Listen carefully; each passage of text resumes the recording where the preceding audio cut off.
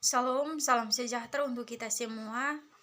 Pada kesempatan kali ini, saya akan membuat video ini untuk memenuhi salah satu tugas mata kuliah dari metode pembelajaran karya ilmiah dengan judul proposal yang saya ambil, yaitu pengaruh penerapan model RETS terhadap hasil belajar dan kemampuan berpikir kritis siswa SMA atau MA. Oleh karena itu, perkenalkan, nama saya Jenny Tefnai dengan NIM 01 2019 0419.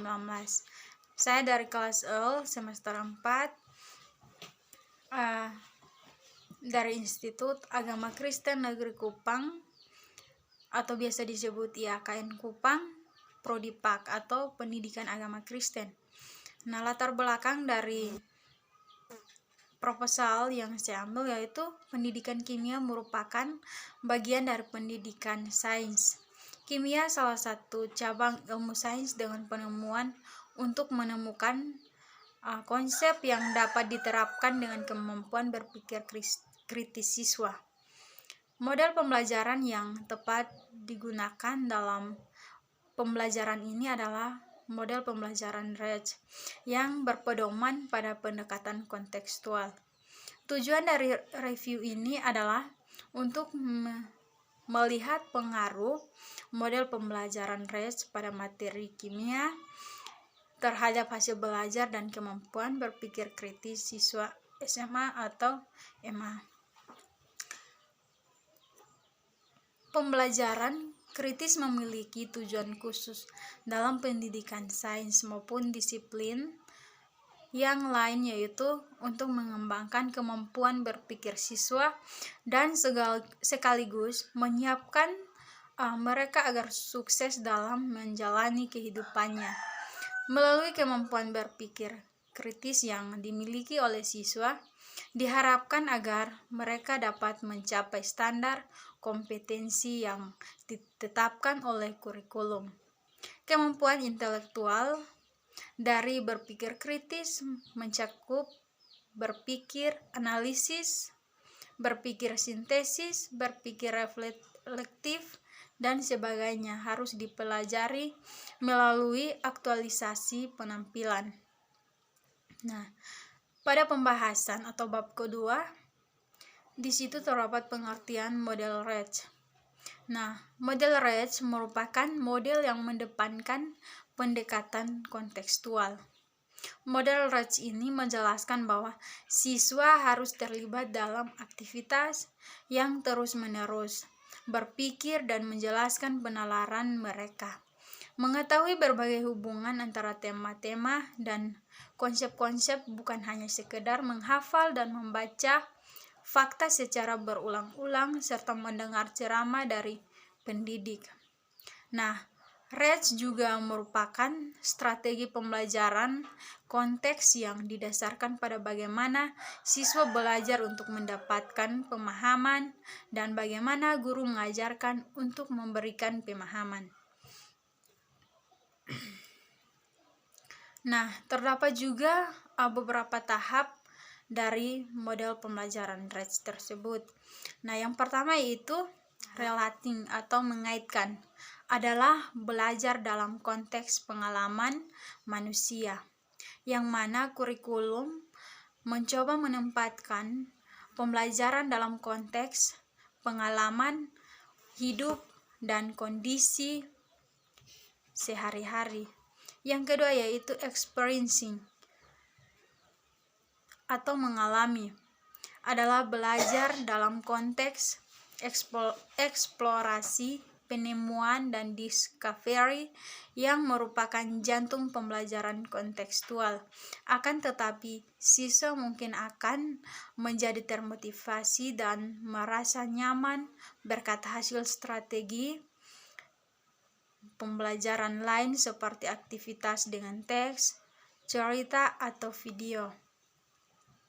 Yang ketiga yaitu applying atau menerapkan, adalah menerapkan konsep dan informasi dalam konteks yang berguna, sering memproyeksikan siswa ke arah masa depan yang diharapkan atau ke arah tempat kerja yang mungkin tidak familiar.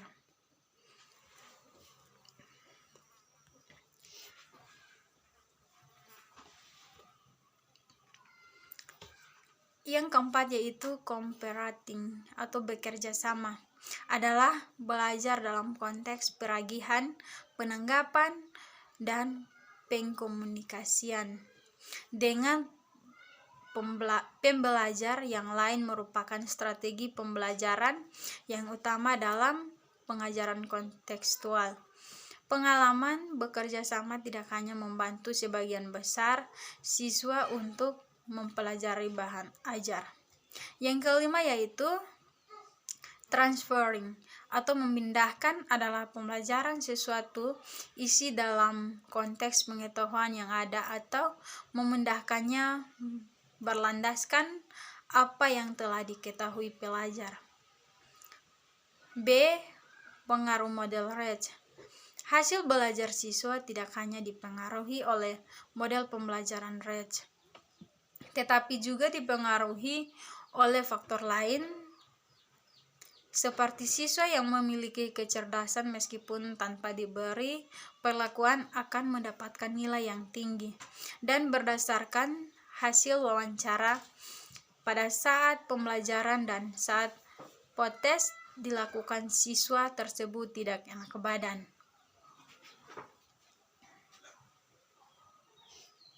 Selain faktor pendekatan belajar melalui model, strategi maupun metode yang digunakan, terdapat juga faktor internal atau fisiologis dan psikologis siswa, dan eksternal atau lingkungan akan mempengaruhi hasil belajar.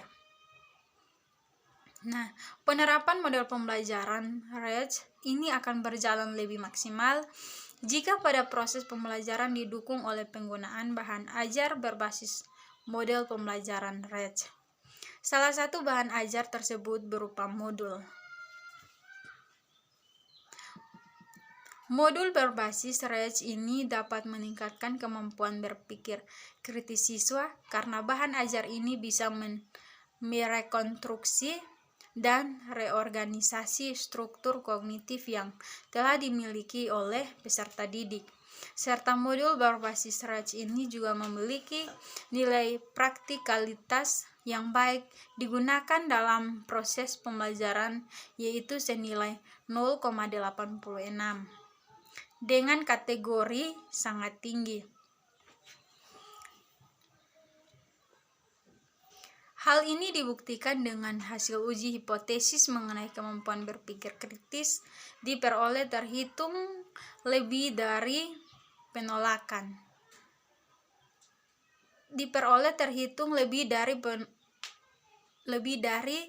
tabel, yaitu 2,01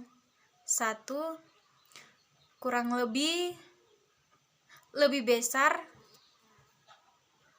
1,69 berada pada daerah penolakan. Selain dapat meningkatkan kemampuan berpikir kritis, penerapan model pembelajaran Reich ini dapat meningkatkan hasil belajar siswa. Nah, C. Kelebihan dan kelemahan model pembelajaran Reich. Kelebihan dari pembelajaran Reich adalah yang pertama, memperdalam pemahaman siswa dalam pembelajaran. Siswa bukan hanya menerima informasi yang disampaikan oleh guru, melainkan melakukan aktivitas, mengerjakan LKS sehingga bisa mengkaitkan dan mengalami sendiri prosesnya. Yang kedua yaitu mengembangkan sikap menghargai diri siswa dan orang lain dalam pembelajaran. Siswa bekerja sama, melakukan aktivitas, dan menemukan sendiri, maka siswa memiliki rasa menghargai diri atau percaya diri sekaligus menghargai orang lain. Kekurangan dari pembelajaran Reich yaitu membutuhkan waktu yang lama bagi siswa dan guru. Pembelajaran dengan strategi Reich membutuhkan waktu yang cukup lama bagi siswa dan guru dalam melakukan aktivitas pembelajaran, sehingga sulit mencapai target kurikulum. Untuk mengatasi hal tersebut, perlu pengaturan waktu seselektif dan seefektif mungkin dalam merencanakan pembelajaran. Membutuhkan kemampuan khusus guru. Kemampuan guru yang paling dibutuhkan adalah adanya keinginan untuk melakukan kreativitas, inovasi, dan komunikasi dalam pembelajaran, sehingga tidak semua guru dapat melakukan atau menggunakan strategi ini.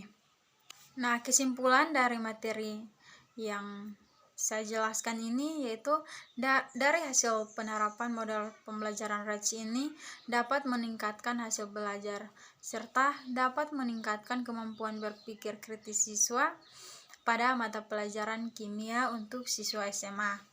Dan juga dapat diketahui bahwa terdapat pengaruh positif bagi siswa dan terdapat juga kelebihan dan kelemahan dalam pembelajaran model RACI ini. Sekian dan terima kasih atas materi yang dapat saya sampaikan. Semoga dapat bermanfaat bagi kita semua, dan mohon maaf jika dalam penyampaian terdapat kata atau kalimat yang kurang dalam penyampaian, mohon dimaafkan. Terima kasih. Salam, Tuhan Yesus memberkati.